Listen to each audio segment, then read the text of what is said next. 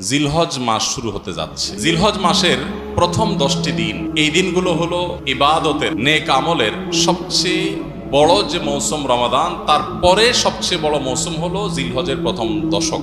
ইবাদত এবং নেক আমলের জন্য আল্লাহ সুবহানাহু ওয়া তাআলা আমাদেরকে কিছু মৌসুম দিয়েছেন, কিছু সিজন দিয়েছেন। এই সিজনগুলোর মধ্যে থেকে সবচেয়ে বড় ইবাদতের মৌসুম বা সিজন কোনটা? রমজান মাস। মাসব্যাপী পুরো 30 দিনের মৌসুম।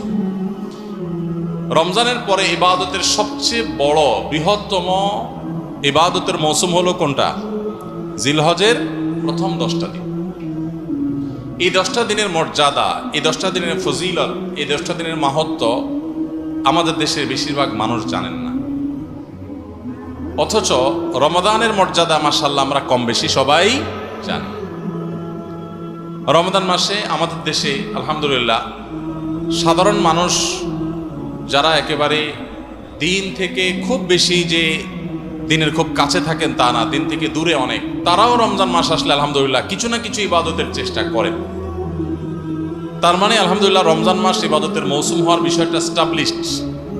কিন্তু রমজান মাসের পরে ইবাদতের যে দ্বিতীয় বৃহত্তম মৌসুম আছে জিলহজের প্রথম 10 দিন, এই দিনগুলো, এই 10টা দিনও যে ইবাদতের বিরাট বড় মৌসুম, অনেক ফজিলতপূর্ণ সময়, এই সম্পর্কে আমাদের সমাজে খুব বেশি আলোচনা বা জানাশোনা নাই বললেই চলে। জিলহজের প্রথম 10 দিন আসলে আমাদের সমাজে একটা চিত্র আমাদের চোখের সামনে ভেসে ওঠে। রমজানের কথা চিন্তা করলে আমরা তারাবির কথা মনে করি, কোরআন তেলাওয়াতের কথা মনে করি, রোজা রাখার কথা মনে করি, ইফতার করার কথা মনে করি, সাহরি করার কথা মনে করি। আলহামদুলিল্লাহ অনেক ইবাদতের চিত্র আমাদের সামনে রমজানের কথা চিন্তা করলে ভেসে ওঠে। কিন্তু জিলহজের কথা চিন্তা করলে আমাদের স্মৃতিতে ভেসে ওঠে শুধু একটা চিত্র। জিলহজের প্রথম দশকের একটা চিত্রই আমাদের স্মৃতিতে ভেসে ওঠে। সেটা কোনটা? গরু আর ছাগল। জিলহজের প্রথম দশকের একটা স্মৃতি আমরা জানি, সেটা কি? গরু আর ছাগল। রাস্তাঘাটে, বাজারে, গ্যারেজে, ঘরবাড়িতে, সব জায়গায় শুধু গরু আর ছাগল। জিলহজের প্রথম দশক মানে কি শুধু গরু আর ছাগল? ভাইরা আমার, এই হারিয়ে যাওয়া, বিলুপ্ত প্রায় ইবাদতের এই মৌসুমের ধারণাকে পুনর্জীবন দান করা সময়ের অপরিহার্য একটা দাবি। মুসলিম মিল্লাত আমরা ভুলে গেছি। এজন্য আজকে আমরা যে কথাগুলো বলবো, আল্লাহর ওয়াস্তে সবাই পাক্কা নিয়ত করে নেই, এই কথাগুলো অনুযায়ী আমি নিজে তো আমল করবো ইনশাআল্লাহ। আমি বাইরে গিয়ে আমার পরিবারে, আমার পরিচিত লোকদের মধ্যে আরো কয়েকজন মানুষকে আমি সচেতন করবো ইনশাআল্লাহ। তাহলে একটি আমল হারিয়ে যাচ্ছে, হারিয়ে গেছে প্রায়, এরকম একটা আমলকে পুনর্জীবন দান করা, এটা অনেক বড় ফজিলতপূর্ণ আমল। আপনারা জানেন নবী করিম সাল্লাল্লাহু আলাইহি ওয়াসাল্লামের একটা হাদিস রয়েছে, মান আহিয়া সুন্নাতাম মিন সুন্নতি, যে ব্যক্তি আমার সুন্নতের কোনো একটা সুন্নতকে জিন্দা করবে, কোনো একটা ভালো কাজ যে ব্যক্তি শুরু করবে, মান সান্না সুন্নাতান হাসানাতান ফালাহু আজরুহা ওয়া আজরু মান আমিলা বিহা, তাহলে এই ব্যক্তি সেই প্রচলন দিয়ে যত মানুষ তার এই প্রচলন থেকে আমল করবে, আল্লাহ তাআলা তাদের সবার সমপরিমাণ সওয়াব তাকে দান করবেন। এজন্য আমরা এই মুর্দা সুন্নত, হারিয়ে যাওয়া আমলকে পুনরায় জিন্দা করতে প্রস্তুত আছি তো ইনশাআল্লাহ। তাহলে আজকে আমরা যারা এই কথাগুলো শুনবো, তারা শুধুমাত্র আমলের নিয়ত না, আমল তো বটেই, আমরা দাওয়াতের নিয়ত শুনবো, ঠিক আছে তো ইনশাআল্লাহ। এবং জিলহজের এই প্রথম দশক পর্যন্ত আরো যে দিনগুলো আছে, এই দিনগুলোতে প্রায় 20 দিন সময় আছে। এই 20 দিন সময়, পুরো সময় জুড়ে আমরা অন্যদেরকে সচেতন করব, সতর্ক করবো। আসুন্নাহ ফাউন্ডেশন থেকে আমরা একটা লিফলেট তৈরি করেছি, ছোট্ট A4 সাইজের অর্ধেক, একবারে ছোট্ট একটা লিফলেট আমরা তৈরি করেছি। এই লিফলেটটা ইনশাআল্লাহ আগামীকালকে ছাপায় চলে আসবে। ইমাম সাহেবরা যে যত কপি ইচ্ছা সংগ্রহ করতে পারবেন। এখানে জিলহজের প্রথম দশকের কিছু তাৎপর্য আর 11টি করণীয় কোরআন এবং সুন্নাহর আলোকে এগুলো দেওয়া আছে। এগুলো ঘরে ঘরে পৌঁছায় দেন, মানুষকে পৌঁছায় দেন এবং আমলের জন্য উৎসাহিত করেন, উদ্বুদ্ধ করেন। ইনশাআল্লাহ আমরা রমাদানের মতো জিলহজের প্রথম দশকেও ইবাদতের যে একটা মৌসুম আছে, সেই ধারণাটা সমাজে প্রতিষ্ঠিত করতে পারবো ইনশাআল্লাহ। আরবে যারা ছিলেন বা আরবের পরিবেশ সম্পর্কে যারা জানেন, তারা বলতে পারবেন। বিশেষ করে সৌদি আরবের যে এনভায়রনমেন্ট এবং পরিবেশ, মহল্লা, বাসা, বাড়ি, সেখানে অলিতে গলিতে গেলে বোঝা যায় জিলহজের প্রথম দশক চলতেছে। মার্কেটে গেলে বোঝা যায় জিলহজের প্রথম দশক চলছে। সব জায়গায় তাকবীরের ধ্বনি শোনা যায়, আল্লাহু আকবার, আল্লাহু আকবার, লা ইলাহা ইল্লাল্লাহু, আল্লাহু আকবার, আল্লাহু আকবার, লিল্লাহিল হামদ। বিভিন্ন বাসা বাড়ির গেইটে ছোট্ট ডিভাইস রেখে দেয়। এই ডিভাইসে আপনার ছোট সাউন্ড বক্সে মৃদু ভলিউমে এই তাকবীরগুলো সুললিত কণ্ঠে বাজতে থাকে। পথচারী যারা যায় তারা এটা শুনে তাদের মনে হয় তারা পড়া শুরু করে দেয়। দোকানে যাবেন আপনি, মার্কেটে শপিং মলে যাবেন, ছোট্ট করে আপনার হালকা ভলিউম দিয়ে এই তাকবীরগুলো বাজাতে থাকে, সেগুলো দেখে সবাই স্মরণ হয়, সবাই পড়তে থাকে। এভাবে গোটা সমাজে বোঝা যায় যে একটা ইবাদতের মৌসুম চলছে। কিন্তু আমাদের সমাজে ওই যে গরু আর ছাগল ছাড়া আর কিচ্ছু দেখা যায় না। তো এই সুন্নাতটাকে আমরা চিন্তা করবো তো ইনশাআল্লাহ। ইসলামের এই ইবাদতগুলো এগুলো যখন আমরা সমাজে জিন্দা করব, এগুলো যখন প্রচলিত হবে ইনশাআল্লাহ, দিন বিমুখ মানুষগুলো দিনদার হওয়ার জন্য এটা একটা বড় সহায়ক ভূমিকা পালন করবে। রমজানে আমরা ইবাদতের যে চার্জ করেছি ইবাদতের মাধ্যমে, এটা দীর্ঘ 2 মাস পর কিছুটা হলেও দুর্বল হয়ে গেছে, চার্জটা কমে গেছে। আবার জিলহজের প্রথম 10 দিন যখন ভালো করে রিচার্জ করব, আবার কিছুদিন ইনশাআল্লাহ চলতে পারবো আল্লাহ চাহেন। আল্লাহ আমাদেরকে সবাইকে আমলের তৌফিক দান করুন। ভাইরা আমার, কোরআনে কারিমে আল্লাহ রাব্বুল আলামিন সূরা ফাজর, কোরআনে কারিমে 30 নম্বর সূরা একটা সূরা হলো, সূরাগুলো একটা সূরা হলো সূরাতুল ফজর।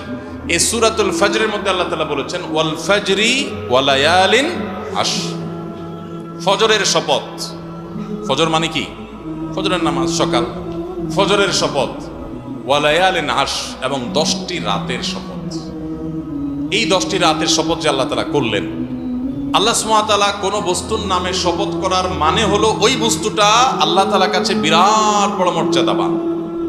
আল্লাহর সৃষ্টির মধ্যে যে সমস্ত সৃষ্টির নামে আল্লাহ শপথ করেছেন, এই সৃষ্টিগুলোর মাহাত্ম্য এবং শ্রেষ্ঠত্ব মর্যাদা বোঝানোর জন্য আল্লাহ তাআলা ওই বস্তুগুলোর নামে কি করেন? শপথ করেন। যদিও আল্লাহ ছাড়া কোনো মানুষের জন্য, বান্দার জন্য জায়েজ নাই আল্লাহ ছাড়া আর কারোর নামে কি করা? শপথ করা। নবী করিম সাল্লাল্লাহু আলাইহি ওয়াসাল্লাম বলেছেন মান আরাদা আন ইয়াহলিফা ফালইয়াহলিফ বিল্লাহি আও লিয়াসমুত। কেউ যদি শপথ করতে চায় সে আল্লাহর নামে করবে, আর নাহলে চুপ থাকবে। মায়ের কিরা, বাপের কিরা, অমুকের কিরা, তমুকের কিরা, মাথা সুইয়া, পাও সুইয়া, স্টিয়ারিং হুইল সুইয়া, গ্যাস বাক্স সুইয়া, এই সমস্ত কোনো ছুঁয়াছুঁয়ি করে এবং আল্লাহ ছাড়া আর কারোর নামে শপথ করা জায়েজ নাই। এটা নূহ মিনাশ শিরক, শিরকের একটা প্রকার। আল্লাহ ছাড়া কারুল্লাহ নামে কি করা? শপথ করা। তো আল্লাহ সুবহানাহু ওয়া তাআলা শপথ করেন তার সৃষ্টির নামে, কেন? শুধুমাত্র ওই সৃষ্টির মাহাত্ম্য মর্যাদা বোঝাবার জন্য, অথবা শপথ করে যে কথাটা আল্লাহ তাআলা বোঝাতে চান, বলতে চান, সেই কথাটার আজমত, তার বড়ত্ব বোঝাবার জন্য, যে এই কথাটা এত গুরুত্বপূর্ণ কথা, তোমরা বললে সেটাকে শপথ করে বলা লাগতো, এটা বোঝাবার জন্য আল্লাহ শপথ করেন। তো এই যে ওয়াল ফাজরি ওয়া লায়ালিন আশর, এই 2 আয়াতে আল্লাহ তাআলা শপথ করলেন। এরপরে 3 নম্বর আয়াতে বলছেন ওয়াশ-শাফঈ ওয়াল ওয়াতরি, এবং জোড় এবং বেজোড়। এই 10টি রাতের মধ্যে আবার জোড় এবং বেজোড়, অর্থাৎ সবগুলো রাতের শপথ। বিশ্ববিখ্যাত তাফসিরের কিতাব তাফসির ইবনে কাসিরের মধ্যে ইবনে আব্বাস রাদিয়াল্লাহু তাআলা আনহুর বরাতে, আরো অন্যান্য মুফাসসিরিনদের বরাতে উল্লেখ করা হয়েছে, এখানে 10টি রাত বলতে বোঝানো হয়েছে জিলহজের প্রথম 10টা, জিলহজ মাসের প্রথম 10টা রাত। এবং এই 10টা রাতের যে জোড় বেজোড় সবগুলোই যে ফজিলতপূর্ণ, এটা বোঝাবার জন্য আল্লাহ তাআলা আরেকটা আয়াত ব্যবহার করেছেন ওয়াশ-শাফঈ ওয়াল ওয়াতর, জোড় এবং বেজোড় সবগুলো রাতের শপথ। তাহলে এখান থেকে জিলহজের প্রথম দশকের মর্যাদা বুঝে আসে কি আসে না? সহিহ বুখারীর একটা হাদিস রয়েছে, নবী করিম সাল্লাল্লাহু আলাইহি ওয়াসাল্লাম বলেছেন মা মিন আইয়ামিন আল আমালুস সালিহু ফীহিন্না আহাব্বু ইলাল্লাহ মিন হাযিহিল আইয়াম, ইয়ানি আইয়ামাল আশর। জিলহজের প্রথম 10 দিনের আমল, ইবাদত, নেকামল, ভালো কাজ, এটা আল্লাহর কাছে এত প্রিয়, অন্য কোন সময়ের আমল ইবাদত, অন্য কোন দিনের আমল ইবাদত আল্লাহর কাছে এত প্রিয় না। বান্দা এই 10 দিনে নেকামল করলে আল্লাহ তাআলা যত খুশি হন, অন্য কোন সময়ের নেকামলে আল্লাহ তাআলা এত সন্তুষ্ট হন। জিজ্ঞাসা করা হলো কিলা ওয়ালাল জিহাদ ইয়া রাসূলুল্লাহ, সাহাবীরা প্রশ্ন করলেন হে আল্লাহর রাসূল, অন্য সময় আল্লাহর রাহে যদি কেউ জিহাদে যায়, অন্য সময় যদি জিহাদে রত হয়, তাহলে সেই আমলটার মর্যাদাও কি এই দশকের সাধারণ নেকামলের চাইতে উত্তম না? ওটা তো জিহাদ, জীবন বাজি রাখা। এই সময়ের সাধারণ নেকামলের চাইতে অন্য সময়ের জিহাদটাও কি উত্তম না? নবী সাল্লাল্লাহু আলাইহি ওয়াসাল্লাম বলেছেন ওয়ালাল জিহাদু ফি সাবিলিল্লাহ, অন্য সময়ের জিহাদও এই সময়ের সাধারণ নেকামলের চাইতে উত্তম না, ইল্লা, তবে অন্য সময়ের জিহাদ যদি কেউ এই পর্যায়ে করে যে তিনি তার জান মাল সবকিছু নিয়ে জিহাদে গেছেন, কিন্তু কিছু নিয়েই ফিরে আসতে পারেন না, সব আল্লাহর রাহে কোরবানি করে দিয়েছেন, এই লোকের কথা ভিন্ন, তার মর্যাদা সবকিছুর উপরে। তাহলে এই দশকের নেকামল, এই দশকের ইবাদত বন্দেগীর মর্যাদা এত বেশি ভাইরা আমার, যে আল্লাহ রাব্বুল আলামিনের কাছে বছরের অন্য কোন সময়ের কোন আমল, এমনকি জেহাদও, সাধারণ জেহাদও এই দশকের নেকামলের চাইতে বেশি প্রিয় না। এই হাদিস থেকে, বুখারীর এই হাদিস থেকে আমরা কি বুঝলাম? যে এই দশক আল্লাহ সুবহানাহু ওয়া তাআলার কাছে ইবাদতের দশক, নেকামলের দশক, মর্যাদার দশক, ফজিলতের দশক। আল্লাহ রাব্বুল আলামিন এই দশকের কদর করার তৌফিক আমাদের সবাইকে দান করুন। ভাইরা আমার, বিশ্ববিখ্যাত হাদিসবেত্তা হাফেজ ইবনে হাজার আসকালানী রাহমাতুল্লাহি আলাইহি জিলহজের প্রথম দশক সম্পর্কে বলেছেন, জিলহজের প্রথম দশকের এত মর্যাদা কেন বেশি ভাই? কারণ সমস্ত ইবাদাতের সমাহার এই দশকের মধ্যে আছে। ইসলামের যে মৌলিক ইবাদতগুলো আছে প্রায় সব, মেইন সব ইবাদতগুলোর সমাহার এই দশকে আপনি খুঁজে পাবেন। এমনকি রমজানেও পাবেন না সব, এই দশকে সবগুলোর সমাহার পাবেন। কিভাবে? এই দশকে আমরা দেখি যে প্রথমত ঈমান তো 12 মাসের আমল, অন্য সময়ও আছে, এই সময়ও আছে। 5 ওয়াক্ত নামাজ 12 মাসের আমল, অন্য সময়ও পড়তে হয়, এই দশকেও পড়তে হয়। রোজা রমজান মাসে আছে, এই দশকেও রোজা আছে। প্রথম 9 দিনই রোজার কথা হাদিসে আছে, আবার বিশেষভাবে আরাফাতের দিন রোজার কথা আছে। তাহলে ইসলামের তৃতীয় রকম রোজা, রোজা অবশ্য হজ হলো তৃতীয়, যাকাত হলো তৃতীয় রকম। যাকাত অন্য সময় দেওয়া যায়, এই সময়ও দেওয়া যায়, তাহলে যাকাত আদায়যোগ্য সময় এটা। আবার রোজারও আমল এই দশকের মধ্যে আছে। আর হজ তো হয়ই এই দশক, হজের মূল কাজই হলো এই দশকে, ফরজ কাজগুলো সব এই দশকেই হয়ে যায়। তাহলে এই দশকে ঈমান আছে, নামাজ আছে, যাকাত আছে, রোজা আছে, হজ আছে, আবার কোরবানি আছে, আবার জিকিরের জন্য আলাদা নির্দেশ আছে। এই দিনগুলোতে বিশেষভাবে আল্লাহর জিকির কর আছে না নাই ভাই? তাহলে আমরা কি বুঝলাম? এই দশকে সমস্ত ইবাদতের কি আছে? সমাহার আছে, সমস্ত ইবাদতের নজির আছে। এই জন্য এই দশকের মর্যাদা অনেক বেশি। আল্লাহ রাব্বুল আলামিন এই দশকের মর্যাদা এবং কদর আমাদের সবাইকে করার তৌফিক নসিব করুন। ভাইরা আমার, এই দশকের মর্যাদা নিয়ে আমরা কথা বাড়াতে চাই না, এবার আমরা করণীয়তে চলে যাই। কি করব আমরা? আমরা কোরআন এবং হাদিসের আলোকে 11টি আমলের কথা বলতে পারি। এই 11টি আমল এই দশকের জন্য খাস, স্পেশাল। নাম্বার 1 নম্বর এই দশকের আমল হলো বেশি বেশি আল্লাহর জিকির করা। কি করা? বেশি বেশি আল্লাহর জিকির করা। কারণ কোরআনে কারিমে সূরা তাওবাতে আল্লাহ রাব্বুল আলামিন এই দশককে ইঙ্গিত করে বলেছেন যে তোমরা আল্লাহ তাআলার জিকির করো ফি আইয়ামিন মাহদুদাত, নির্দিষ্ট দিনসমূহে, নির্ধারিত দিনগুলোতে তোমরা আল্লাহর জিকিরে মাশগুল থাকো। এখানে আল্লাহর জিকির যে নির্দিষ্ট দিনগুলোতে রাখার কথা বলা হয়েছে, সেই আয়াতের ব্যাখ্যা আবারও তাফসীর ইবনে কাসিরে এবং ইবনে আব্বাস রাদিয়াল্লাহু তাআলা সহ আরো অন্যান্য মুফাসসিরদের থেকে বর্ণিত হয়েছে যে নির্দিষ্ট দিন বলতে জিলহজের প্রথম 10 দিনকে আল্লাহ তাআলা মিন করেছে। এই 10 দিনই তোমরা আল্লাহর জিকিরে বেশি বেশি করে আল্লাহ তাআলার জিকির করো। তাহলে জিকির শুধু না, পরিমাণে বাড়িয়ে বাড়িয়ে বেশি বেশি পরিমাণে জিকির করতে হবে। এই দশকে আল্লাহ তাআলার স্মরণ অন্তরে হবে, মুখে আল্লাহ তাআলার জিকির চলবে, কাজের মাধ্যমে জিকিরের আমল চলবে, অন্তরের স্মরণের মাধ্যমে, মুখে জিকিরের মাধ্যমে। কোরআনের তেলাওয়াত একটা জিকির, তাসবিহগুলো একটা জিকির, তাহমিদ আল্লাহর প্রশংসা একটা জিকির। এরকম যত জিকির আছে, এই দশক হলো জিকিরের দশক। সবচেয়ে বেশি জিকির চলবে, সবচেয়ে বেশি কি চলবে? জিকির চলবে। দ্বিতীয়ত যে আমলটি চলবে তা হলো যে কোনো নেকামল, যে কোনো নেকামল। কারণ একটু আগে আমরা হাদিস শুনলাম যে নবী করিম সাল্লাল্লাহু আলাইহি ওয়াসাল্লাম বলেছেন, মা মিন আইয়ামিন আল আমালুস সালিহু ফিহিন্না আহাব্বু ইলাল্লাহ মিন হাযিহিল আইয়াম। এই জিলহজের 10 দিনের চাইতে অন্য কোন দিনের নেক আমল আল্লাহর কাছে বেশি প্রিয় না। মাস হিসাবে রমাদান সবচেয়ে সেরা, আর দিন হিসাবে খুচরা দিনগুলোর মধ্যে রমজানের বাইরে সবচেয়ে সেরা কোনটা? জিলহজের প্রথম দশক। রমজানের পরে মর্যাদার বিচারে সবচেয়ে বেশি মর্যাদাপূর্ণ দশক হলো এই দশক। এই জন্য এই দশকে আমল করলে আল্লাহর কাছে এত প্রিয় যে অন্য কোনো সময়ের আমল আল্লাহর কাছে এত প্রিয় না। এই জন্য এই দশকের দ্বিতীয় আমল হলো বেশি বেশি নেক আমল করা। বেশি বেশি কি করা? নেক আমল করা। রুটিন যে নামাগুলো আছে, কাজগুলো আছে, সেগুলো বিশেষ ইহতিমামের সাথে করা। অন্য সময় আপনি নামাজের টুকটাক গাফলতি করেন, কিন্তু এই দশকে মোটেই করবেন না। অন্য দশকে আপনার ফজরের জামাত একটু মিস হয়, এই দশক মোটেই করবেন না। আগে থেকে ইহতিমাম থাকবে যে এই দশক কোনোভাবে ইবাদত থেকে আমি যেন দূরে না থাকি। আল্লাহ তাআলা আমাদের সবাইকে আমলের তৌফিক দান করুন। তাহলে 2 নম্বর আমল হলো বেশি বেশি নেক আমল করা এই দশকে। রুটিন নেক আমলগুলো যেগুলো সবসময় করতে হয়, এগুলোকে বিশেষ ইহতিমামের সাথে করা, আর আরো নফল আমল বাড়িয়ে বাড়িয়ে করা। আপনি অন্য সময় কোরআন তেলাওয়াত খুব বেশি করতে পারেন না, এই দশকে কোনো অবস্থাতে ছাড়বেন না।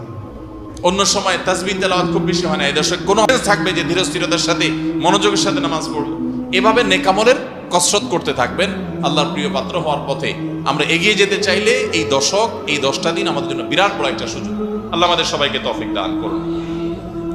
3 নম্বর, এই দশকের করণীয় হলো সকল গুনাহ থেকে অন্য সময়ের চাইতে এই সময়টাতে বেঁচে থাকার জন্য বেশি সচেষ্ট থাকা। গুনাহ তো 12 মাসই আমরা করব না, কিন্তু এই দশক গুনাহ না করার ব্যাপারে চেষ্টাটা একটু বেশি থাকবে। কারণ আপনারা সূরা তওবার একটা আয়াত শুনেছেন, আল্লাহ রাব্বুল আলামিন সম্মানিত 4 মাসের আলোচনা করে বলেছেন, যালিকাদ দীনুল কাইয়্যিম ফালা তাজলিমু ফিহিন্না আনফুসাকুম। এই সম্মানিত মাসগুলোতে তোমরা নিজের প্রতি নিজে অবিচার করিও না। ভাইরা আমার, তার মানে যেই সময়টাতে আল্লাহর নৈকট্য লাভের সুযোগ, ওই সময়টাতে যদি কেউ পাপাচারে লিপ্ত হয়, এর চেয়ে পাপিষ্ঠ আর কে আছে? এই জন্য আল্লাহ রাব্বুল আলামিন আমাদেরকে দরদের সাথে বলছেন, ভাষা খেয়াল করেন, ফালা তাজলিমু ফিহিন্না আনফুসাকুম, তোমরা নিজের পায়ে নিজে কুঠারাঘাত করিও না।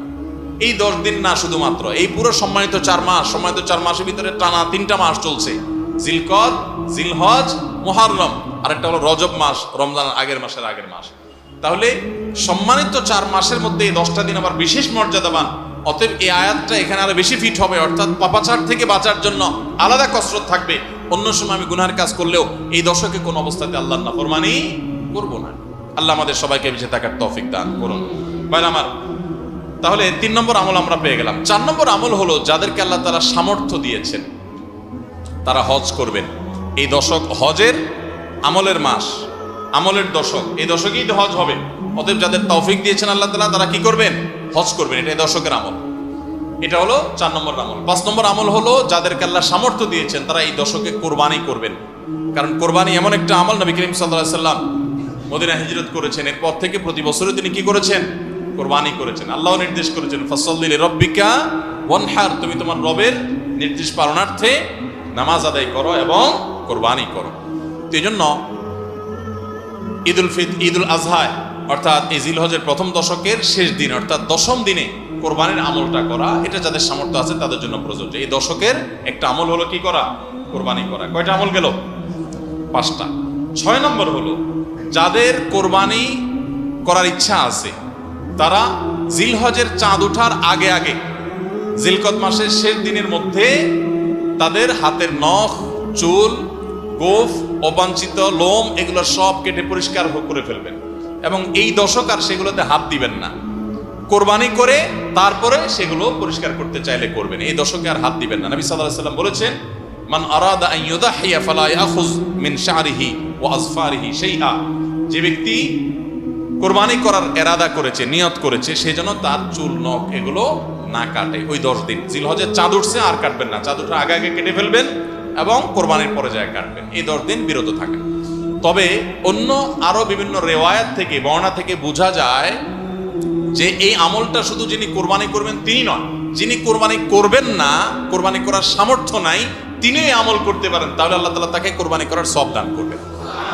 এমনকি কোন সালাফ, কোন সাহাবী থেকে আমলও বর্ণিত আছে যে বাসার বাচ্চা কাচ্চা যারা আছে তাদেরকেও এই দশকে চুল, নখ ইত্যাদি কাটতে নিষেধ করেছেন। তাহলে চুল, নখ ইত্যাদি কাটা থেকে বিরত থাকা এই 10 দিন, আগে কাটা এবং পরে কাটা, এই 10 দিন না কাটাকাটি না করা, এটা একটা মুস্তাহাব আমল। এবং প্রায় সব ফুকাহায়ে কেরাম এই ব্যাপারে একমত হয়েছেন।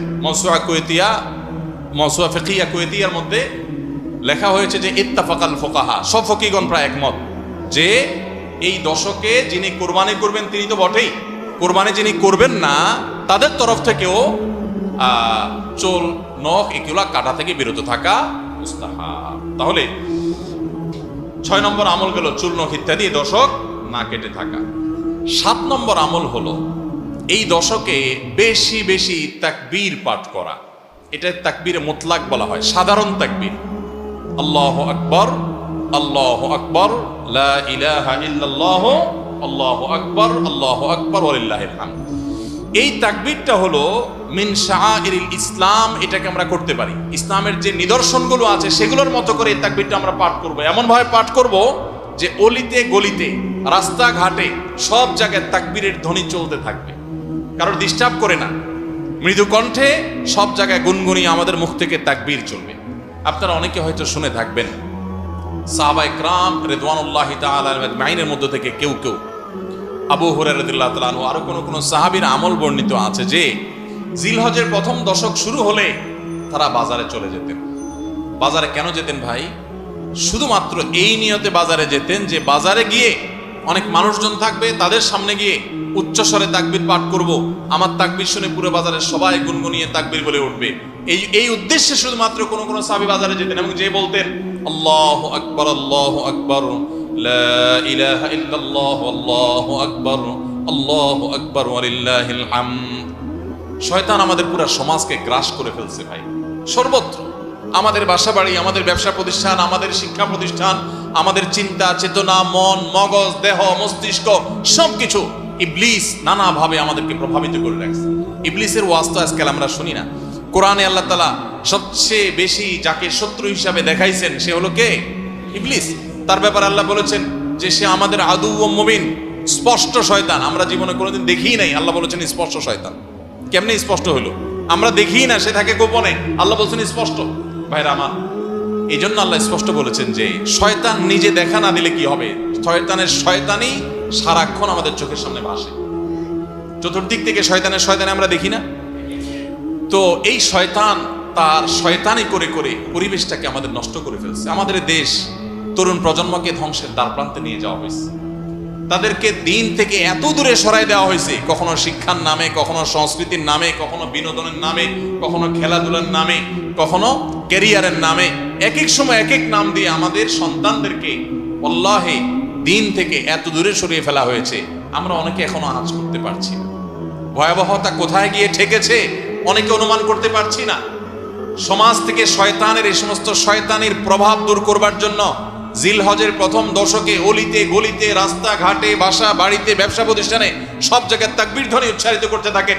এই তাকবীর ধ্বনি নীরবে না, সশব্দে। সশব্দে বলতে মানুষকে ডিস্টার্ব করে না, যতটুকু মানুষ সহনীয় হয় মৃদু কণ্ঠে এই তাকবীর গুনগুনিয়ে আমরা গাইতে থাকবো, আওয়াজ করে করে বলতে থাকবো, সর্বত্র এটি ধ্বনিত হতে থাকবে।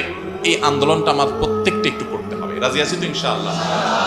ভাইরা আমার, বাজারে গিয়ে, চায়ের দোকানে, মাছের বাজারে বা খুব জমজমাট বাজারে গিয়ে যদি আপনি হঠাৎ করে তাকবীর দিয়া উঠেন, আল্লাহু আকবার, আল্লাহু আকবার, লা ইলাহা ইল্লাল্লাহ, আল্লাহু আকবার, আল্লাহু আকবার, ওয়ালিল্লাহিল হামদ, কত মধুর কণ্ঠে এই তাকবীর পাঠ করা যায়। আল্লাহু আকবার, আল্লাহু আকবার, আল্লাহ সবচেয়ে বড়, আল্লাহ সবচেয়ে বড়, লা ইলাহা ইল্লাল্লাহ, আল্লাহ ছাড়া সত্যিকারের কোনো মাবুদ নাই, লা ইলাহা ইল্লাল্লাহ, আল্লাহু আকবার, আল্লাহ বড়, ওয়ালিল্লাহিল হামদ, আল্লাহ বড়, আল্লাহ বড় এবং তার জন্য সমস্ত প্রশংসা। ভাইরা আমার, আল্লাহর এই বড়ত্ব এটা বলতে গিয়ে আজকাল আমাদের অনেকের হেজিটেশন হয়, আমাদের অনেকের মধ্যে ইতস্তত বোধ হয় যে মানুষের সামনে যায় বলবো। একা একা বলি ঠিক আছে, মানুষের সামনে আবার বলবো কেমন লাগে। এগুলো আমাদের ইমানের দুর্বলতার দলিল। আমার আল্লাহর বড়ত্ব বর্ণনা করতে আমার মধ্যে ইতস্তত বোধ যদি হয়, তো আমার চেয়ে নিমক হারাম আর কে আছে আল্লাহর জমিনে? আমি কত আল্লাহ নিমক হারাম যে আল্লাহ সারাদিন আল্লাহর নিয়ামতের ভিতরে ডুবে আছি, আল্লাহর বড়ত্বটা জোরে বললে কে কি মনে করবে, আমি এই চিন্তা করছি। তো আমরা ইনশাআল্লাহ এই অচল আয়তন ভাঙবো তো? আমরা ইনশাআল্লাহ এই হীনমন্যতা, এই ইতস্ততা দূর করবো তো ইনশাআল্লাহ? ভাইরা আমার, টার্গেট করে করে বাসায় যাওয়ার সময় মোবাইলে অ্যালার্ম দিয়ে দিয়ে লিখে লিখে রিমাইন্ড করে করে তারপরে আমল করব। মনে থাকবে তো ইনশাআল্লাহ? যেখানে মানুষ আছে একটু জোরে জোরে তাকবীর পাঠ করবো। বাসায় ঢোকার সময় জোরে জোরে পড়তে পড়তে ঢুকবেন, যাতে বাসার সবাই তাকবীর দিয়ে উঠে। হঠাৎ মনে হবে একটু জোরে জোরে পড়বেন, যাতে সবাই তাকবীর দিয়ে উঠে। পুরো পরিবেশটাকে সেভাবে করবেন। আমি আমার বাসায় এই দশক আসলে সাধারণত মৃদু কণ্ঠে ভলিউমের সবসময় তাকবীরটা চালু করে রাখি, যাতে সবার মনে হয়। অফিসে কম্পিউটারে এটাকে মৃদু কণ্ঠে চালু করে রাখি, অন্যান্য কাজ করতে থাকে, এই আওয়াজ চলতে থাকে, যাতে করে যে আসে সে দেখে তার মনে হয় সে আমলটা করতে পারে। তো আমরা এই আমলটা চিন্তা করবো তো ইনশাআল্লাহ? যদি আপনি বাজারে গিয়ে তাকবীর বলেন, আমাদের সমাজের যে অবস্থা, যে অবক্ষয়, দিনই চেতনা দিন দিন যেভাবে হারিয়ে গেছে, আপনার তাকবীর শুনে হয়তো অনেকে হাসবে। হঠাৎ করে যখন বাজারে গিয়ে তাকবীর দিবেন জোরে জোরে, বলবে ব্যাপার কি? কেউ কেউ হয়তো ইশারা করে যে মাথায় হয়তো কোনো সমস্যা আছে।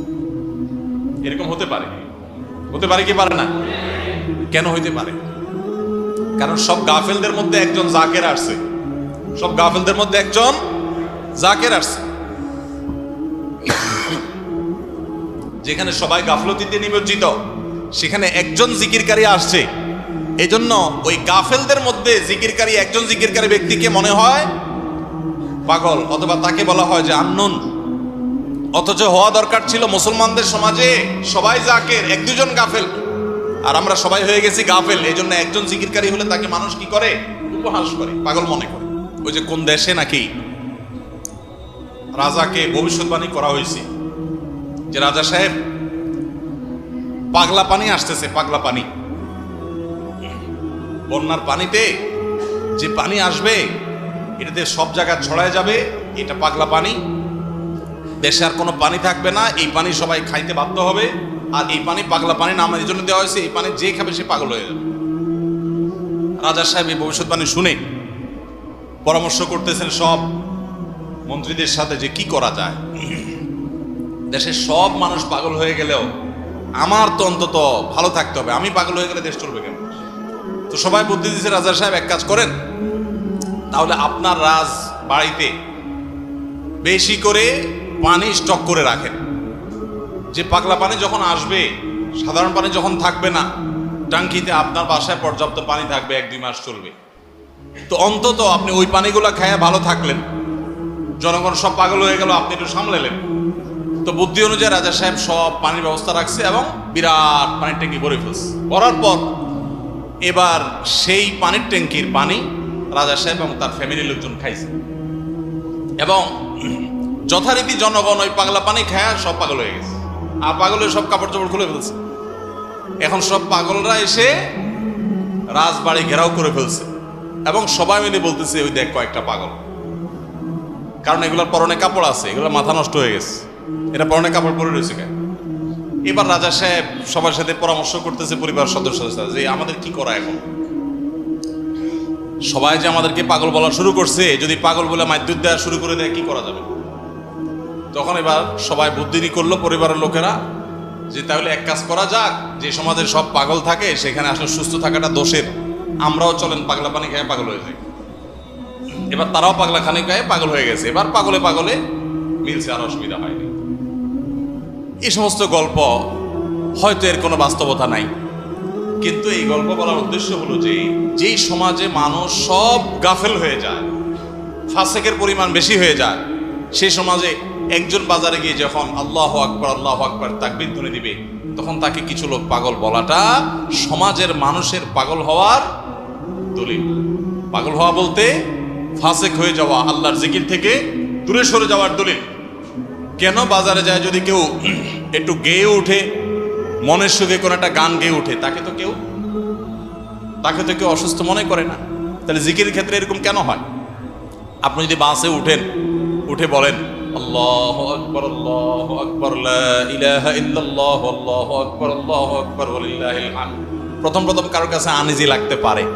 উঠার পর যদি আর কেউ পড়েন, বলবে যে ভাই হাতে কোনো ব্যাগ ট্যাগ তো দেখা যাচ্ছে না, কিছু বেচবে নাকি? হকার টকার নেই কোনো। আপনি যদি তখন সুন্দর করে যারা অবাক হয়ে তাকাবে তাদের যদি বলেন, ভাই এই দশকে আমাদের নবীজি বেশি বেশি করে উচ্চস্বরে তাকবীর পাঠ করতে বলেছেন, আপনারা তো সবাই মুসলমান, আপনাদের সবাইকে স্মরণ করানোর জন্য আমি জোরে জোরে করছি, আপনারা কেউ মনে কিছু নিয়েন না, বাস আলহামদুলিল্লাহ, তাইলে কেচ্ছা কত। তো আমরা এই আমলটা করবো তো ইনশাআল্লাহ। কঠিন আমল, কিন্তু এটাকে জিন্দা করতে পারলে সমাজে সর্বত্র যখন তাকবীরের ধ্বনি ভাসতে থাকবে, শয়তান পালা যাবে ইনশাআল্লাহ সমাজ থেকে। ঘরে যখন সারাদিন তাকবীর ধ্বনি ভাসতে থাকবে, শয়তান পালা যাবে। আল্লাহ আমাদের সবাইকে আমলের তৌফিক দান করুন।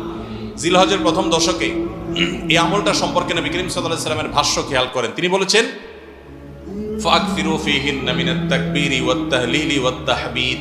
জিলহজের প্রথম দশক যখন শুরু হয়, তোমরা বেশি বেশি করে তাকবীর পড়ো, বেশি বেশি করে তাহমিদ পড়ো, বেশি বেশি করে তাহলিল পড়ো, অর্থাৎ আল্লাহু আকবার লা ইলাহা ইল্লাল্লাহ আল্লাহু আকবার লিল হামদ, এটা বেশি বেশি করে পাঠ করো, নবী সাল্লাল্লাহু আলাইহি ওয়াসাল্লাম নির্দেশ করেছেন।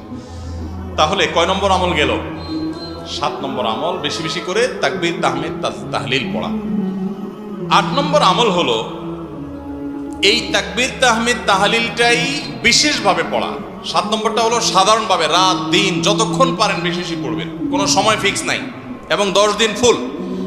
আর 8 নম্বর আমল হলো এই তাকবীরটাই নির্দিষ্ট সময় নির্দিষ্ট দিনগুলোতে বিশেষভাবে পড়া। সাধারণভাবে তো পড়বেনই, আর বিশেষভাবে পড়বেন। বিশেষভাবে কখন? আইয়ামে তাশরিকে। আইয়ামে তাশরিক কাকে বলা হয় ভাই? জিলহজের 9 তারিখ ফজরের পর থেকে নিয়ে জিলহজের 13 তারিখ আসর পর্যন্ত। জিলহজের 9 তারিখ ফজর থেকে নিয়ে জিলহজের 13 তারিখ আসর পর্যন্ত প্রত্যেক নামাজের পর সবাই যার যার জায়গা, পুরুষরা সরবে আর মা বোনরা বাসা বাড়িতে নীরবে তারা তাকবীর পাঠ করবেন। আল্লাহু আকবার, আল্লাহু আকবার, লা ইলাহা ইল্লাল্লাহু, আল্লাহু আকবার, আল্লাহু আকবার, ওয়ালিল্লাহিল হামদ। প্রত্যেক নামাজের পরে একা একা পড়েন আর জামাতে পড়েন, সর্বাবস্থায়। জামাতে পড়লে ইমামের সাথে তাল মিলায় পড়তে হবে জরুরি না, প্রত্যেকে যার যারটা শেষে পড়বেন। মনে থাকবে তো ইনশাআল্লাহ? তাহলে 8 নম্বর আমল হলো আইয়ামে তাশরিক, অর্থাৎ জিলহজের 9 তারিখ থেকে 13 তারিখ পর্যন্ত প্রত্যেক নামাজের পরে তাকবীরগুলো জোরে জোরে পাঠ করতে থাকবো ইনশাআল্লাহ। 9 নম্বর আমল হলো জিলহজের 1 তারিখ থেকে 9 তারিখ পর্যন্ত এই 9 দিনই নফল রোজা রাখা। এই 9 দিনই নফল রোজা রাখা। এই 9 দিন নফল রোজা রাখা সম্পর্কিত একটা হাদিস পাওয়া যায়, এবং এই 9 দিনের নফল আমল সম্পর্কে মওসুআ কুইতিয়া ফিকহিয়া কুইতিয়া, কুয়েত থেকে প্রকাশিত ফিকহ বিশ্বকোষ, সেখানে বর্তমান সময়ের সবচাইতে অথেন্টিক ফতোয়ার কিতাবগুলোর মধ্যে থেকে, প্রসিদ্ধ কিতাবগুলো থেকে একটা, ফতোয়ার কিতাবগুলো থেকে মওসুআ ফিকহিয়া কুইতিয়া, সেখানে লেখা হয়েছে যে ইত্তাফাকুল ফুকাহা, সমস্ত ফকিহগণ এর উপরে একমত যে জিলহজের 1 তারিখ থেকে 9 তারিখ পর্যন্ত এই 9 দিনই রোজা রাখা মুস্তাহাব। এই 9 দিন রোজা রাখা মুস্তাহাব। বিভিন্ন বর্ণনায়ও এটি প্রমাণিত হয়, যদি সে বর্ণনাগুলো কোন কোন সনদ দিয়ে মুহাদ্দিসরা কেউ আপত্তি তুলেছেন, কিন্তু ফুকাহে কেরাম এ ব্যাপারে রেকমেন্ড করেছেন যে এই 9 দিন রোজা রাখা মুস্তাহাব। যেহেতু জিলহজের প্রথম 10 দিনের পুরো 10 দিনই ইবাদত আল্লাহর কাছে প্রিয়, অতএব নফল আমল, রোজাও একটা নফল আমল, সেই হিসাবে রোজাটা অটোমেটিকও চলে আসে। এজন্য 9 নম্বর আমল হলো জিলহজের 1 থেকে 9 তারিখ পর্যন্ত এই দিনগুলো কি করা? রোজা রাখা। 10 নম্বর আমল হলো স্পেশালি, বিশেষভাবে আরাফার দিনে, অর্থাৎ জিলহজের 9 তারিখে রোজা রাখা। জিলহজের 9 তারিখে কি করা? রোজা রাখা। প্রথম 9 দিন সাধারণ, আর বিশেষভাবে 9 তারিখের গুরুত্ব আরো বেশি, কারণ নবী করিম সাল্লাল্লাহু আলাইহি সাল্লাম বলেছেন, সিয়ামু ইয়াউমি আরাফা আহতাসিবু আলাল্লাহি আন ইউকাফিরা আস-সানাতাল্লাতী ক্বাবলাহা ওয়াল্লাতী বা'দাহা। আরাফাত দিনের রোজা, অর্থাৎ জিলহজের 9 তারিখের রোজা, এই রোজা সম্পর্কে আল্লাহর কাছে আমার ধারণা, আল্লাহর প্রতি নবী সাল্লাল্লাহু আলাইহি সাল্লাম বলছেন যে আমার ধারণা যে এই রোজার বিনিময়ে আল্লাহ তাআলা 1 বছর পূর্বের আর 1 বছর পরের, অর্থাৎ আগামী 1 বছর এবং গত 1 বছরের গুনাহ আল্লাহ তাআলা মাফ করে দিবেন। আমরা এই পর্যন্ত যত ফজিলতের কথা শুনেছি, পিছনে গুনাহ মাফ করে দিবেন, গত 1 বছর গুনাহ মাফ করে দিবেন, সারাদিনই গুনাহ মাফ করে দেওয়া হবে, এরকম বিভিন্ন হাদিস আমরা শুনেছি, কিন্তু এরকম কোন হাদিস কেউ হয়তো আমরা এই হাদিস ছাড়া আরেকটা হাদিস শুনি নাই যে 1 বছর অগ্রিম গুনাহ মাফ করবেন। যদি আল্লাহ তাআলা কাউকে হায়াত দেন, তিনি 1 বছরের গুনাহ মাফ পেয়ে যাবেন। কোন কোন হাদিস বেত্তাগণ বলেন যে হাদিসের মধ্যে ইশারা পাওয়া যায় যে কেউ যদি আরাফাতের রোজা রাখার তৌফিক পায়, হয়তোবা আগামী 1 বছর হায়াত পাওয়ার তৌফিক হবে তার। যদিও এটা জাস্ট একটা ব্যাখ্যা, এটা এমন না যে হাদিসে বলা হয়েছে আলাদা গ্যারান্টি দিয়ে, এরকম না। অতএব ব্যত্যয় ঘটলে ঘটতে পারে। কথা বুঝে আসছে ভাই? তো এই জন্য এই আরাফাত দিনের রোজা এটা আমরা মিস করবো না ইনশাআল্লাহ। তাহলে 10 নম্বর আমল গেল জিলহজের 9 তারিখের রোজা। 11 নম্বর আমল হলো ঈদুল আজহার সমস্ত সুন্নাতগুলো আমল করা। ঈদুল আজহার অনেকগুলো সুন্নাত আছে না, এই সুন্নাহগুলো সবগুলো আমল করা। ঈদুল আজহার যে সুন্নাহগুলো আমল সাধারণত হয় না, গোসল আমরা করি, সুগন্ধি আমরা ব্যবহার করি, আলহামদুলিল্লাহ, অন্য অনেক সুন্নাত আমরা আমল করি, কিন্তু যে সুন্নাতের আমল সাধারণত হয় না তার ভিতরে একটা হলো ফজরের নামাজ মহল্লার মসজিদে এসে পড়া, ভোর রাতে আগে আগে উঠা। অন্য সময়ের চাইতে ঈদের দিন ফজরে মুসল্লি আরো আমাদের মসজিদে কম থাকে, কারণ চাঁদ রাতে তামাশা করে বেড়ায়, ফজর নামাজ মিস হয়ে যায়। তো ইমানদার সেটা করতে পারেন না। ঈদের সুন্নাহটা বিশেষভাবে আদায় করার চেষ্টা করা দরকার, অর্থাৎ জামাতের সাথে ফজর নামাজ পড়া দরকার, আগে আগে উঠা দরকার। ঈদের দিনের সুন্নাতগুলোর মধ্যে থেকে একটা। আরেকটা সুন্নাত আমাদের অবহেলিত, আদায় হয় না, সেটা হলো ঈদুল আজহা হোক আর ঈদুল ফিতর হোক, ঈদের নামাজ মাঠে পড়ার চেষ্টা করা দরকার। কোথায়? মাঠে। মাঠ এখন কম, বিশেষ করে শহর এলাকাতে মাঠ একটু কম, কিন্তু যেগুলো আছে সেগুলো যদি সঠিকভাবে সবগুলোকে ব্যবহার করা হয় তাহলে অনেক জায়গায় সুন্নাহ জিন্দা হয়। আমরা ঈদের নামাজ মসজিদে পড়ি, কেন পড়ি? একটা অজুহাত দেই, মাঠ কম। এই অজুহাত সব ক্ষেত্রে গ্রহণযোগ্য না এবং সঠিক না। অনেক জায়গায় মাঠ থাকা সত্ত্বেও মানুষ মসজিদে নামাজ পড়ে, কারণ সব মহল্লার মানুষ আলাদা আলাদা নিজেরা একটু মাতবরি করতে চায়। আমরা আবার আরেক জায়গায় নামাজ পড়তে যাবো, আমাদের একটা বাঁকাওয়াতি থাকে। এই রোগ মসজিদে মসজিদে ঢুকে গেছে, মসজিদ কমিটির লোকদের মধ্যে এরকম ঢুকে গেছে, তারা এই কোরবানি করতে রাজি না, যে আমরা এখানে জমাত করব না, চলুন আমরা সবাই মিলে বড় একটা মাঠে করি। বড় মাঠে কয়েক মসজিদের মুসল্লিরা একসাথে নামাজ আদায় করার যে সৌন্দর্য আছে, এই সৌন্দর্য মসজিদের মধ্যে ঈদের নামাজ পড়ার মাধ্যমে নাই। এই জন্য ভাইরা, মাঠে ঈদের নামাজ জিন্দা করার চেষ্টা করতে হবে ইনশাআল্লাহ। চেষ্টা করা যাবে না ইনশাআল্লাহ? তাই বলে আবার রাস্তাঘাট আটকায় মানুষের অসুবিধা হয় সেভাবে করে ঈদের নামাজ ব্যবস্থা করেন না। হ্যাঁ, যদি কোনো রাস্তা এরকম হয় যে না, এই রাস্তা বিকল্প বহু রাস্তা ডানে বামে আসে, মহল্লার রাস্তা, কারোর কোনো অসুবিধা হবে না, তাহলে সেখানে হতে পারে শর্ত সাপেক্ষে। কিন্তু সাধারণত রাস্তা নয়, বরং আমাদের নামাজ পড়তে হবে কোথায়? মাঠে। এবং ঈদের নামাজ মসজিদে আদায় করবেন না, মাঠে আদায় করবেন। এই আওয়াজটা সর্বত্র তোলা দরকার। শহর তো বটেই, গ্রামে পর্যন্ত এখন প্রত্যেক মসজিদে মসজিদের নামাজ হয়। কেউ কাউকে মানতে রাজি না, কেউ কাউকে মানতে রাজি না। আরেক জায়গায় ঈদগাহে নামাজ পড়ে আমাদের ইজ্জত থাকে নাকি? তো এই লোক ইসলাম বুঝে নাই। ঈদের জামাত হবে, অনেক বড় জামাত, সেখানে বহু মসজিদের মুসল্লিরা আসবে, এটার মধ্যেই সৌন্দর্য, পুরো মহল্লার মানুষের সম্মিলন করবে, এই সুন্নতটা আদায় হয়। ঈদুল আজহার আরেকটা সুন্নাত অবহেলিত, সেটা হলো ঈদুল আজহায় আমরা জানি যে প্রথম খাবার ঈদুল আজহার কোরবানির গোশত দিয়ে হবে, এটা সুন্নাত। ওমর রাদিয়াল্লাহু তাআলা থেকে একটা রওয়ায়াত বর্ণিত আছে যে আল্লাহ তাআলার উদ্দেশ্যে কোনো কিছু দান করলে এটা নিজে ভোগ করা যায় না। যায়? আপনি আল্লাহর রাস্তায়, আল্লাহকে খুশি করার জন্য আল্লাহর রাস্তায় কিছু দিয়ে দিয়েছেন, এটা কি নিজে খাওয়া যায়? আর এটা আপনি গরিবকে দিয়ে দিবেন, মসজিদে দান নিয়াত করলে মসজিদকে দিয়ে দিবেন, আপনি নিজে ভোগ করতে পারবেন না। শুধু কোরবানি এবং আকিকা, এই দুইটা আমল আছে, যে এই দুইটা আমল আল্লাহকে খুশি করার জন্য জবাই করার সময় বলছেন বিসমিল্লাহ, আল্লাহু আকবার, আল্লাহুম্মা লাক মিনকা ওয়া লাক, আল্লাহ আপনার তরফ থেকে আবার আপনার উদ্দেশ্যেই কোরবানি করলাম, আমার কোনো ধান্দা নাই। অথচ আবার ঠিকই ওইটার গোশতটা আল্লাহ আপনাকে খেতে দিয়েছেন, কারণ এটা আল্লাহর পক্ষ থেকে সাদাকা, আল্লাহর পক্ষ থেকে মেহমানদারি, যে আল্লাহ আপনার থেকে কবুল করেছেন এবং বলেছেন বান্দা আমি বুঝে পাইছি, এবার তোমাকে দিছি, তুমি খাও। তো এই জন্য আল্লাহর মেহমানদারি দিয়ে দিনের প্রথম খাবার গ্রহণ করা, যাতে করে ক্ষুধার্ত থেকে খাবারের প্রতি আগ্রহী হন আপনি, এবং আল্লাহর মেহমানদারি দিয়ে প্রথম খাবার খান আপনি, এটা সুন্নাত।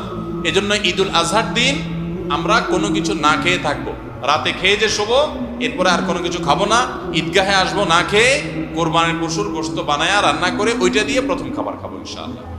আল্লাহ তাআলা আমাদের সবাইকে এই সব সুন্নাহগুলো মেনে চলার তৌফিক দান করো। তাহলে 11 নম্বর আমল হলো ঈদুল আজহার সব সুন্নাহগুলা পালন করা। আমরা আবারও এক নজরে বলি, জিলহজের প্রথম দশকের 11টি আমলের সর্বপ্রথম আমল বলেছি বেশি বেশি আল্লাহর জিকির করা। বেশি বেশি কি করা? আল্লাহর জিকির করা। এই দিনগুলোতে, নির্দিষ্ট দিনগুলোতে আল্লাহর জিকির করবার নির্দেশ আল্লাহ তাআলা কোরআনে কারিমে সূরা তাওবায় করেছেন। দ্বিতীয় আমল বলেছি বেশি বেশি নেক আমল করা, কারণ এই দশকের নেক আমল আল্লাহর কাছে অন্য যে কোনো সময়ের নেক আমল ভালো কাজের চাইতে বেশি প্রিয়। এই দশকের নেক আমল চলতে থাকবে, সেটা জিকির হোক, তেলাওয়াত হোক, দান সাদাকা হোক, নফল রোজা হোক, নফল নামাজ হোক, যত রকমের ইবাদত আছে, এটা ইবাদতের দশক। রমজানে যেরকম ইবাদত করতে থাকি আমরা, এই দশকে এরকম কি চলবে? ইবাদত চলতে থাকবে। 3 নম্বর আমল হলো অন্য যে কোনো সময় আমরা গুনাহ এবং পাপাচার থেকে বাঁচার জন্য যতটা চেষ্টা করি, এই দশকে গুনাহ থেকে বাঁচার চেষ্টাটা হবে অন্য যে কোনো সময় চাইতে অনেক বেশি, কারণ এই দশক মর্যাদাপূর্ণ ইবাদতের জন্য। সেখানে গুনাহ করলে তার দায় এবং তার প্রায়শ্চিত্ত এরকম ভয়াবহ হবে। এই জন্য এই দশকে গুনাহ থেকে বিশেষভাবে বেঁচে থাকার চেষ্টা করা। 4 নম্বর আমল বলেছিলাম যাদের আল্লাহ সামর্থ্য দিয়েছেন তারা হজ করবেন। 5 নম্বর আমল বলেছিলাম যাদের আল্লাহ সামর্থ্য দিয়েছেন তারা কোরবানি করবেন।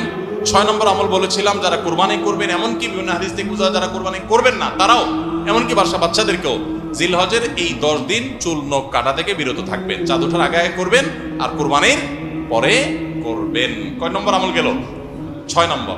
7 নম্বর আমল হলো সাধারণভাবে এই 10 দিন রাত দিন যত বেশি পারেন উচ্চস্বরে সরবে তাকবীর পাঠ করতে থাকবেন। আল্লাহু আকবার, আল্লাহু আকবার, লা ইলাহা ইল্লাল্লাহ, আল্লাহু আকবার, আল্লাহু আকবার, ওয়ালিল্লাহিল হামদ। কোন হাদিসে 3 বার তাকবীর আসছে শুরুতে, আল্লাহু আকবার, আল্লাহু আকবার, আল্লাহু আকবার, লা ইলাহা ইল্লাল্লাহ, আল্লাহু আকবার, আল্লাহু আকবার, আল্লাহু আকবার, ওয়ালিল্লাহিল হামদ। আর 8 নম্বর আমল হলো এই তাকবীরটাই বিশেষ সময়ে, বিশেষ দিনে, বিশেষ সময়ে পড়া। সেটা কিভাবে? জিলহজ মাসের 9 তারিখ ফজরের পর থেকে নিয়ে জিলহজের 13 তারিখ আসরের নামাজ পর্যন্ত প্রত্যেক নামাজের পরে নারী পুরুষ সবাই এই তাকবীর নামাজের পরে একবার করে পাঠ করা। এটা হলো বিশেষ সময়, তাকবীরে মুকাইয়াদ বলা হয় এটাকে, স্পেশাল। এটা 8 নম্বর আমল। 9 নম্বর আমল হলো জিলহজের 1 থেকে 9 তারিখ পর্যন্ত এই সব দিনগুলোতে নফল রোজা রাখা মুস্তাহাব। 10 নম্বর আমল হলো জিলহজের 9 তারিখ আরাফার দিনে রোজা রাখা আলাদা স্পেশাল সওয়াবের কাজ, 1 বছর আগের এবং 1 বছর অগ্রিম পরের গুনাহ মাফ আল্লাহ তাআলা করে দেন। অর্থাৎ সগীরা ছোট গুনাহ আল্লাহ তাআলা মাফ করে দেন, বড় গুনাহ থেকে তওবা করলে সেগুলো মাফ পাওয়া যাবে। আর 11 নম্বর আমল হলো যে ঈদের দিনে যত সুন্নাহ আছে সব সুন্নাহগুলো সঠিকভাবে পালন করব। আল্লাহ রাব্বুল আলামিন আমাদের সবাইকে জিলহজের এই 10 দিনের ফজিলত এবং মর্যাদা প্রতি মুহূর্তে স্মরণ করার তৌফিক দান করুন।